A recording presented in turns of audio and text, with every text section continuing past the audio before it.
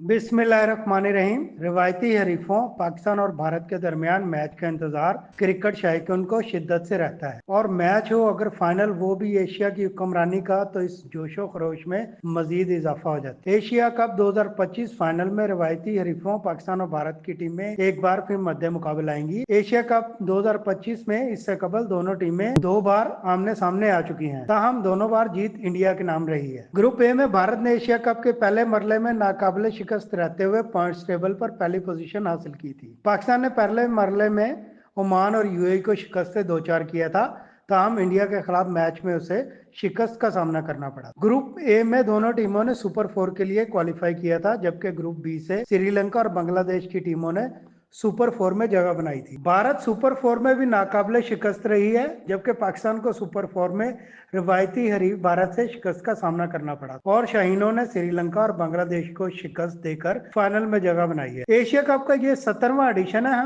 ताहम दोनों रिवायती हरीफ इससे कबल कभी भी फाइनल मौके में एक दूसरे के आमने सामने नहीं आए। ये रिवायती हरीफों पाकिस्तान और भारत के दरमियान एशिया कप का पहला फाइनल है। वाज़ेह है कि एशिया कप का सबसे ज्यादा टाइटल भारत ने 8 बार जीता है, जबकि श्रीलंका ये टूर्नामेंट 6 बार जीत चुकी है और पाकिस्तान ने ट्रॉफी 2 बार अपने नाम की है। दिलचस्प अमर यह भी है कि पाकिस्तान, श्रीलंका और भारत के अलावा कोई भी टीम अभी तक ट्रॉफी उठाने में नाकाम रही है।